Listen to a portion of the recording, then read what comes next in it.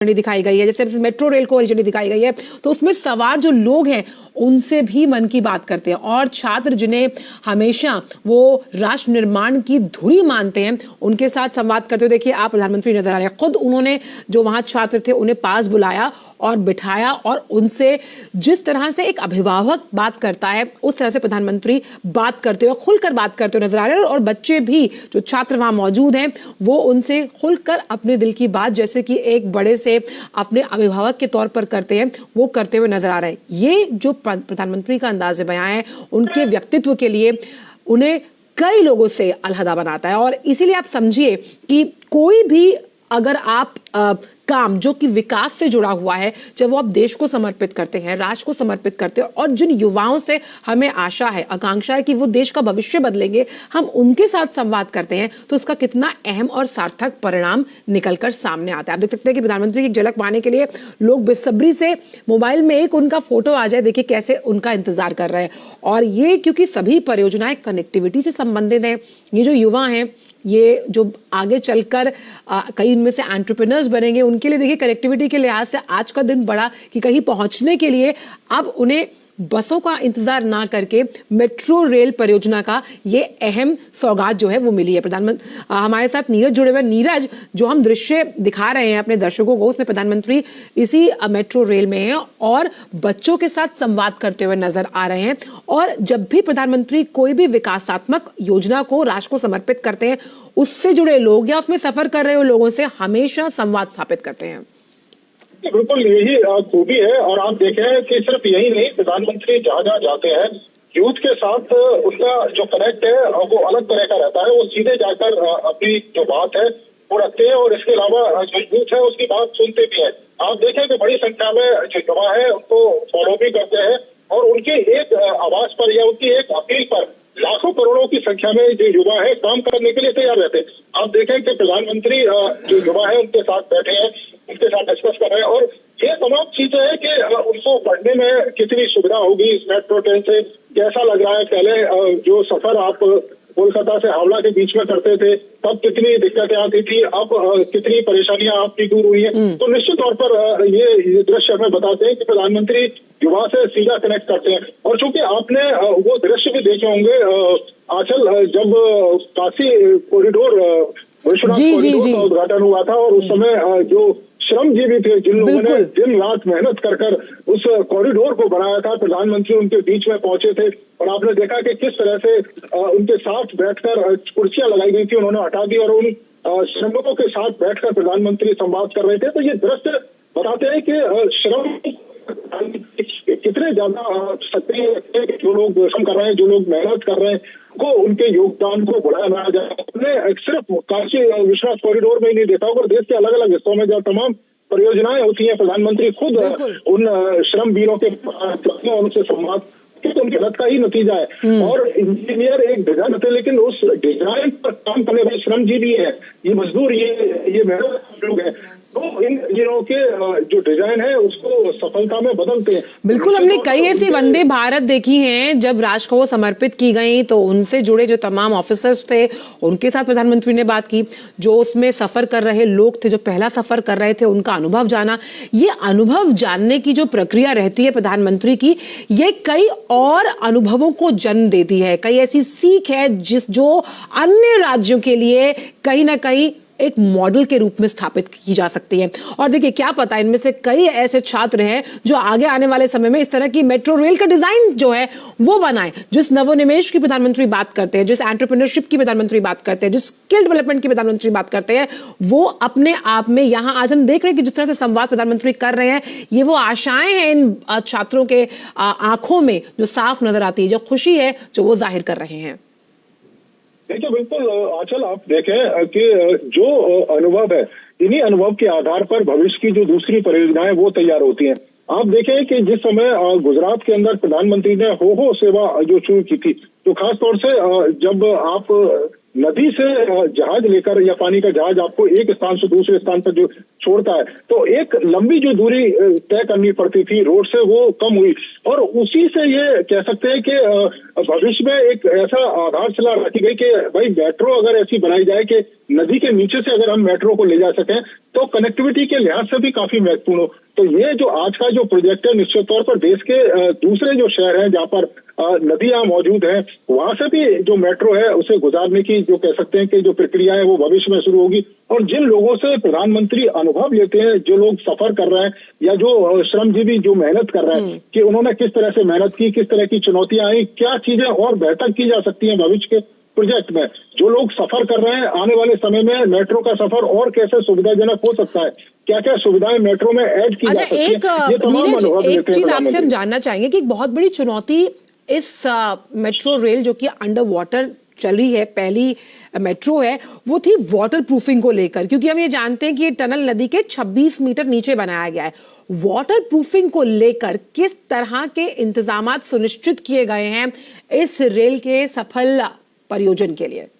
देखिए, बिल्कुल वही एक सबसे बड़ी चुनौती भी थी आंचल, कि अगर नदी के नीचे से जो ट्रेन है अगर वो गुजरती है तो कहीं से जो पानी है वो लीक ना हो पाए, कहीं से जो नदी के पानी का जो प्रेशर है वो मेट्रो के यातायात को बाधित ना करे। ये तमाम चीजें इंजीनियरों के ध्यान में थी, और उसी को लेकर जो डिजाइन है इस तरीके से बनाया गया था कि किसी भी तरीके से पानी की एक बूंद टनल के अंदर ना आ सके। पूरे टनल में सीसीटीवी फुटेज लगाया गया है, जहां से मेट्रो स्टेशन स्टार्ट होता है हावड़ा मैदान से, और एक्सप्लेनेट जो हिस्सा है वहां पर एक एक हिस्से में सीसीटीवी है।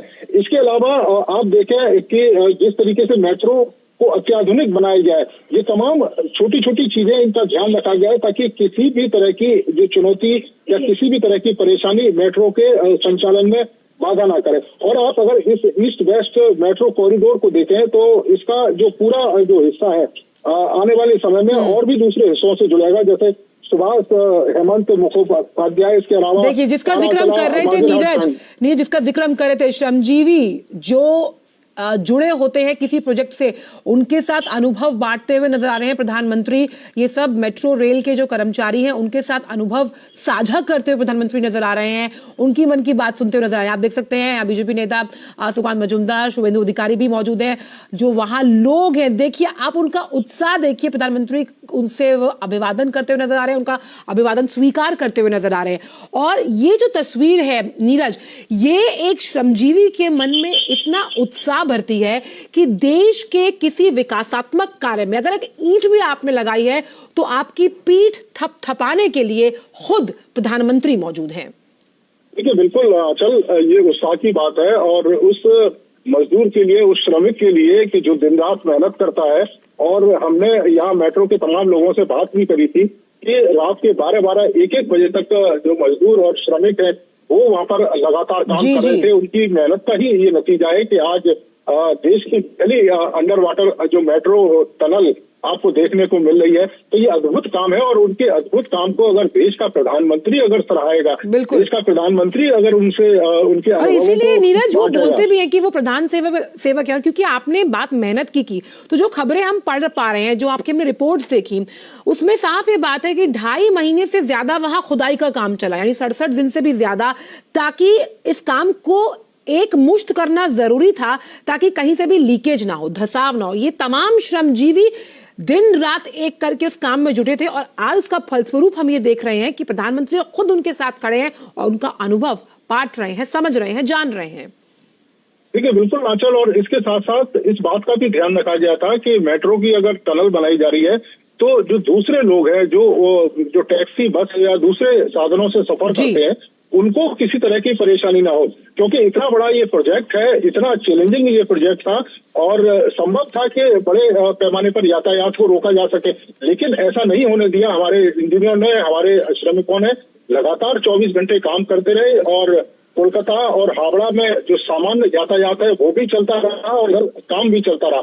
2.5 महीने से ज्यादा समय खुदाई हुई, तो आप समझ सकते हैं कि कितनी मेहनत इन हमारे श्रमजीवियों ने की है, और उनकी मेहनत का ही नतीजा है कि हम इतना बड़ा भव्य ये प्रोजेक्ट अपने सामने देख पा रहे हैं और प्रधानमंत्री उन श्रमिक जीविकों के साथ खड़े होकर उनके अनुभव को बांट रहे हैं, उनके अनुभव को सुन रहे हैं कि कितनी मुश्किलें आई, कितने चुनौती हुई। क्योंकि कई बार ऐसा था जिस समय जब खुदाई चल रही थी, कई दिनों तक मजदूर संपर्क नहीं कर पाते थे अपने परिजनों से, अपने घर परिवार के लोगों से, क्योंकि वो इतना नीचे खुदाई कर रहे थे। तो उस स्थिति को आप देखें और आज उसका जो परिणाम है वो सामने को देखने को मिल रहा है। मुझे वो याद आ रहा है कि जब प्रधानमंत्री उन श्रमिकों से मिले थे जिन्होंने प्रगति मैदान का जो कॉम्प्लेक्स है जिसे हम भारत मंडपम बोलते हैं वो बनाया था, जिन्होंने संसद भवन की तैयारी की, तो उनके अनुभव हमने इस चैनल के माध्यम से अपने दर्शकों को सुनवाए थे, जिसमें कहा गया था कि वो पहली बार इतने करीब से प्रधानमंत्री को देखकर इतना सम्मान पाकर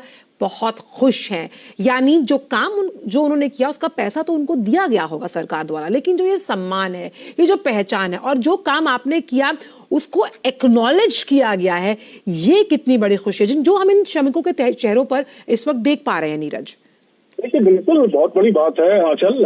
अगर देश का प्रधानमंत्री उन श्रमिकों के साथ खड़ा हुआ है, उनके काम की अगर सराहना कर रहा है, तो आप समझ सकती हैं कि कितना बूस्ट उनको मिलता होगा कि कभी सपने में भी उन्होंने नहीं सोचा होगा कि एक प्रधानमंत्री उसके साथ खड़े होकर बात करे और एक प्रधानमंत्री उनके अनुभवों को साझा करे। क्योंकि हमने इससे पहले तो कभी किसी प्रधानमंत्री को ऐसे श्रमिकों के साथ खड़े होते हुए बात करते हुए नहीं देखा है। ये पहली बार हमने देखा है कि जब भी श्रमिक किसी काम को करते हैं, कोई बड़ी परियोजना, कोई बड़ा प्रोजेक्ट जिसमें सालों काम करने में उन श्रमिकों का योगदान होता है और प्रधानमंत्री खुद उनके बीच में पहुंचते हैं और उनके देखिए, आप देख सकते हैं कि लोगों का हुजूम यहाँ पर मौजूद है प्रधानमंत्री की एक झलक पाने के लिए। ये खुशी भारत के तिरंगे को हाथ में लेकर नजर आ रही है।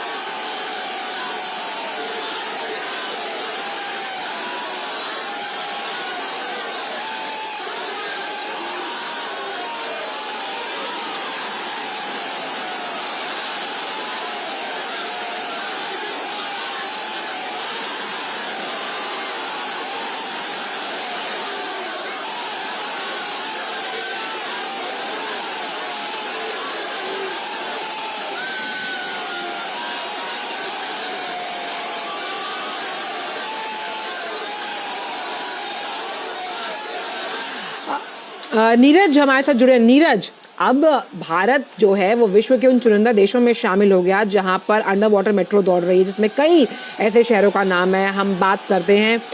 आप देखिए, ये वो लोग हैं, ये वो जनता है जिसकी विश्वास बहाली यहाँ नजर आ रही है, जो प्रधानमंत्री की एक झलक पाने के लिए यहाँ मौजूद है। प्रधानमंत्री जिस तरह से भारत माता जय का नारा लगा रहे हैं, कितना ऊर्जावान माहौल है और ऊर्जा भरते हुए प्रधानमंत्री नजर आ रहे हैं। जो तमाम लोग एक झलक पाने के लिए प्रधानमंत्री की यहाँ मौजूद हैं। नीरज, देखिए, बिल्कुल आंचल, और सिर्फ ये कोलकाता शहर की बात नहीं है, क्योंकि थोड़ी समय के बाद प्रधानमंत्री यहाँ से पहुंचेंगे एक बड़ी सभा करने के लिए बारासात में, और 12 किलोमीटर का करीब सफर है जो रोड से तय होगा।